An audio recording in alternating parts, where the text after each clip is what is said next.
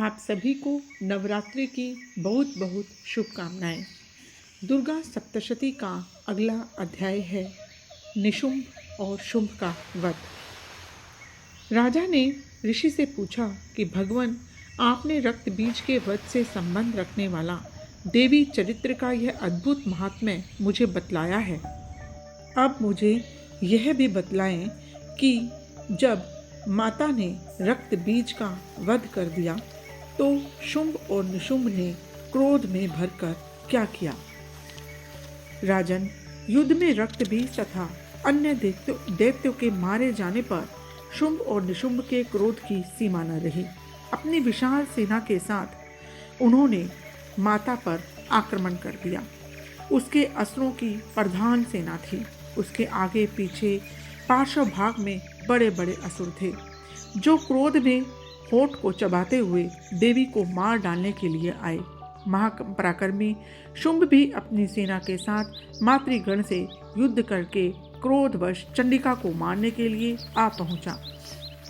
तब देवी के साथ शुंभ और निशुंभ का घोर संग्राम छिड़ गया। इस प्रकार वे दोनों दैत्य मेघों की भांति बाणों की भयंकर वर्षा करने लगे। उन दोनों के चलाए हुए बाणों को चंडिका ने अपने बाणों के समूह से तुरंत काट डाला। निशुंभ ने तीखी तलवार और चमकती हुई ढाल लेकर देवी के श्रेष्ठ वाहन सिंह के मस्तक पर प्रहार किया। अपने वाहन को चोट पहुंचने पर देवी ने शुरुप्र नामक बाण से निशुंभ की श्रेष्ठ तलवार को काट डाला और उसकी ढाल को भी, जिसमें 8 चांद जड़े थे, खंड खंड कर दिया। ढाल और तलवार के कट जाने पर उस असुर ने शक्ति चलाई, किंतु सामने आने पर देवी ने चक्र से उसके भी 2 टुकड़े कर दिए। अब तो निशुंभ क्रोध से जल उठा और उस दानव ने देवी को मारने के लिए शूल उठाया, किंतु देवी ने समीप आने पर उसे भी मुक्के से मारकर चूर चूर कर दिया।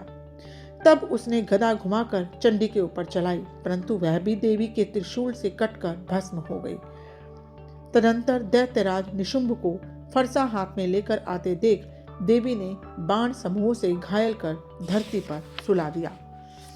उस भयंकर पराक्रमी भाई निशुंभ के धाराशायी हो जाने पर शुंभ को बड़ा क्रोध हुआ और अंबिका का वध करने के लिए वह आगे बढ़ा।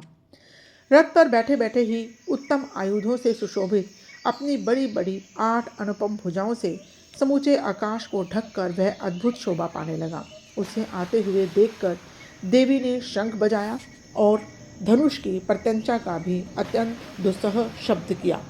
साथ ही अपने घंटे के शब्द से जो समस्त दैत्य सैनिकों का तेज नष्ट करने वाला था, संपूर्ण दिशाओं को व्याप्त कर दिया।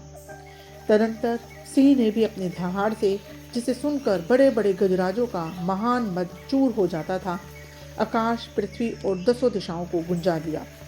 फिर काली ने आकाश में उछलकर अपने दोनों हाथों से पृथ्वी पर आघात किया। उससे ऐसा भयंकर शब्द हुआ जिससे पहले के सभी शब्द शांत हो गए। इसके बाद शिवदूती ने दैत्यों के लिए अमंगलजनक अट्टहास किया। इन शब्दों को सुनकर समस्त असुर थर्रा उठे, किंतु शुंभ का बड़ा क्रोध हुआ। उस समय देवी ने जब शुंभ को लक्ष्य करके कहा, ओ दुरात्मन, खड़ा रहे खड़ा रहे, तभी आकाश में खड़े हुए देवता बोल उठे, जय हो जय हो। शुंभ ने वहां आकर ज्वालाओं से युक्त अत्यंत भयानक शक्ति चलाई। अग्निमय पर्वत के समान आती हुई उस शक्ति को देवी ने बड़े भारी लुक से दूर हटा दिया। उस समय शुंभ के सिंहनाद से तीनों लोग गूंज उठे।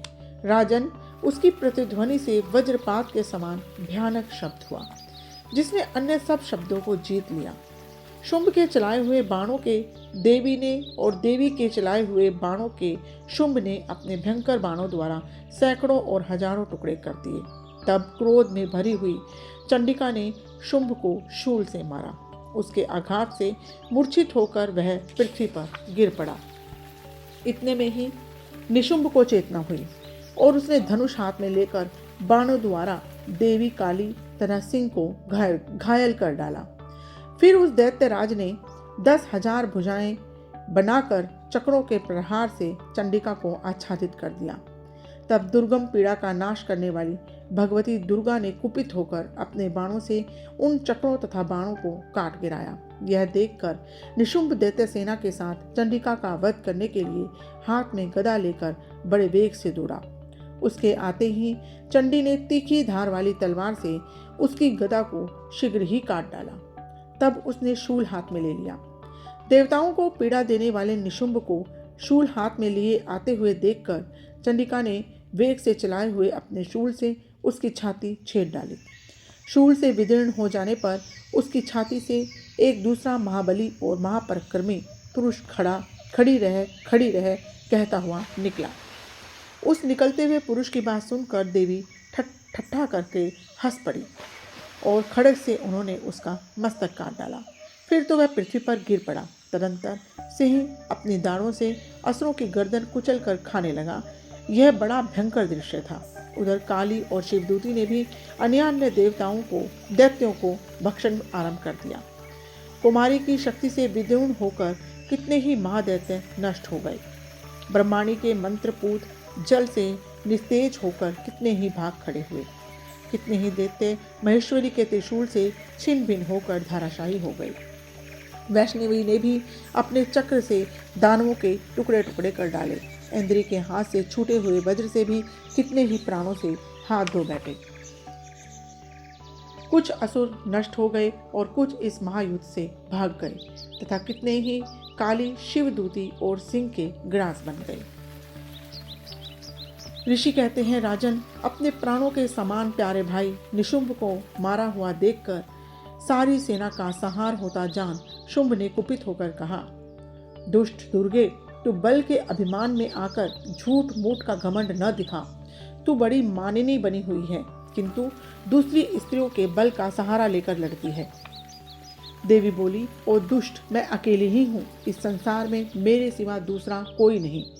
देख, ये मेरी ही विभूतियां हैं, अतः मुझ में ही प्रवेश कर रही हैं। तदंतर ब्रह्माणी आदि समस्त देवियां अंबिका देवी के शरीर में लीन हो गई।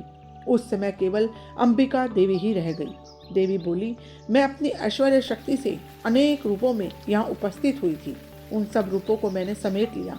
अब अकेले ही युद्ध में खड़ी हूँ, तुम भी स्थिर हो जाओ। तदंतर देवी और शुंभ दोनों में सब देवताओं तथा दानवों को के देखते ही देखते भयंकर युद्ध छिड़ गया।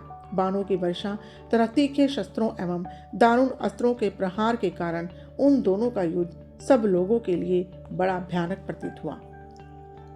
उस समय अंबिका देवी ने जो सैकड़ों दिव्य अस्त्र छोड़े, उन्हें दैत्यराज शुंभ ने उनके निवारक अस्त्रों द्वारा काट डाला। अंबिका ने शुंभ के साथ बहुत देर तक युद्ध करने के बाद उसे उठाकर घुमाया और पृथ्वी पर पटक दिया। पटके जाने पर पृथ्वी पर आने के बाद वह दुरात्मा दैत्य पुनः चंडिका का वध करने के लिए उनकी ओर बड़े वेग से दौड़ा। तब समस्त दैत्यों के राजा शुंभ को अपनी ओर आते हुए देखकर देवी ने त्रिशूल से उसकी छाती छेद कर उसे पृथ्वी पर गिरा दिया। देवी के शूल की धार से घायल होने पर उसके प्राण पखेरु उड़ गए और वह समुद्रों, द्वीपों और पर्वतों सहित समूची पृथ्वी को कंपाता हुआ पृथ्वी पर गिर पड़ा। तदंतर उस दुरात्मा के मारे जाने पर संपूर्ण जगत प्रसन्न एवं पूर्ण स्वस्थ हो गया और आकाश स्वच्छ दिखाई देने लगा। पहले जो उत्पात सूचक मेघ और उल्कापात होते थे, वे सब शांत हो गए और अब उस दैत्य के मारे जाने पर नदियां भी ठीक मार्ग से बहने लगी। उस समय शुंभ की मृत्यु के बाद संपूर्ण देवताओं का हृदय हर्ष से भर गया और गंधर्वगण मधुर गीत गाने लगे। दूसरे गंधर्व बाजे बजाने लगे और अप्सराएं नाचने लगी। पवित्र वायु बहने लगी। सूर्य की प्रभा उत्तम हो गई। अग्निशाला की बुझी हुई आग अपने आप प्रज्वलित हो उठी तथा संपूर्ण दिशाओं के भयंकर शब्द शांत हो गए। दुर्गा सप्तशती के अगले अध्याय को अगर आप सुनना चाहते हैं तो प्लीज़ मेरे चैनल को सब्सक्राइब जरूर करें। जय माता दी।